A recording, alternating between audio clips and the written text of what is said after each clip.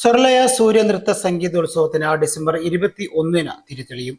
ഭാരവാഹികൾ പാലക്കാട് വാർത്താ സമ്മേളനത്തിൽ അറിയിച്ചതാണ് ഇക്കാര്യം. സ്വർലയ സൂര്യനൃത്ത സംഗീതോത്സവത്തിന് ഡിസംബർ 21-ന് തിരിതെളിയും. 10 ദിവസം നീണ്ടുനിൽക്കുന്ന പരിപാടിയിൽ ഇന്ത്യയിലെ പ്രശസ്തമായ വിവിധ കലാരൂപങ്ങൾ അവതരിപ്പിക്കപ്പെടുമെന്ന് സെക്രട്ടറി TR അജയൻ വാർത്താ സമ്മേളനത്തിൽ പറഞ്ഞു.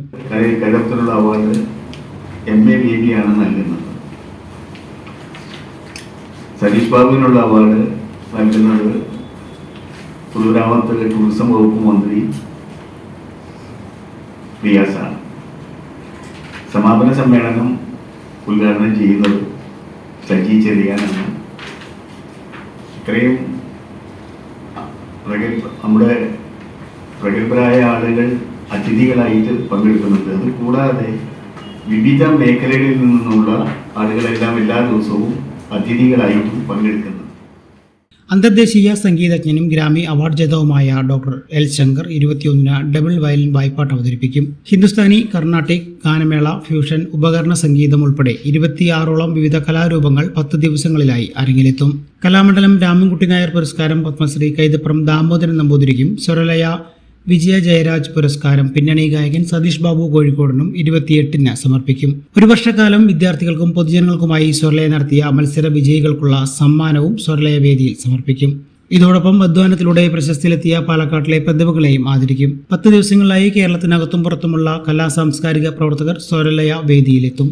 അതിപ്രശസ്ത പിന്നണി ഗായകൻ SP ബാലസുബ്രഹ്മണ്യത്തിന്റെ പ്രതിമാ സ്ഥാപനം, കേരളത്തിലെ കലാമണ്ഡലം, സംഗീത നാടക അക്കാദമി, മാപ്പിള കലാകേന്ദ്രം തുടങ്ങിയവയുമായി സഹകരിച്ച് ഒരു വർഷം നീണ്ടു നിൽക്കുന്ന വിവിധ പരിപാടികൾക്ക് രൂപം നൽകിയിട്ടുണ്ടെന്നും TR അജയൻ പറഞ്ഞു. അത് വെക്കാനുള്ള സാങ്ഷൻ നമുക്ക് ലഭിച്ചിട്ടുണ്ട്. അധികപക്ഷവും അത് ഉദ്ഘാടനം ചെയ്യാൻ ചീഫ് മിനിസ്റ്റർ വന്നുകൊള്ളാമെന്നും നമ്മളോട് പറഞ്ഞിട്ടുണ്ട്. ഡേറ്റ് ഫൈനലൈസ് ചെയ്തിട്ടില്ല. ജനുവരിയിലായിരിക്കും, ജനുവരിയോ ഫെബ്രുവരിയിലോ ആയിരിക്കും. അപ്പം അതിൻ്റെ മറ്റു പ്രവർത്തനങ്ങൾ ആരംഭിക്കുകയാണ്.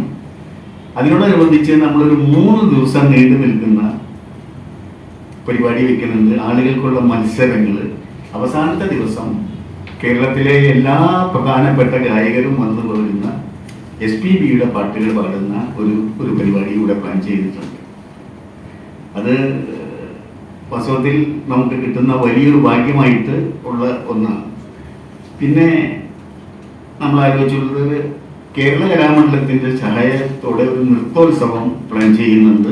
സംഗീത നാടകങ്ങളുടെ സഹകരണത്തോടെ കഥകളി ഉത്സവവും പ്ലാൻ ചെയ്യുന്നുണ്ട്. 2026 കേരളത്തിലെ വിവിധ സാംസ്കാരിക സ്ഥാപനങ്ങളായ Sangeetha Nataka academy, Lalithakala academy, folklore academy, Bharat Bhavan, Kondotty Mappila Kala academy, Vyloppilly Samskarika Bhavan എന്നിവയുടെ സഹകരണത്തോടെ ഓരോ പരിപാടി ഈ സംഘങ്ങളെല്ലാം നമുക്ക് നൽകാമെന്ന് സമ്മതിച്ചിട്ടുണ്ട്.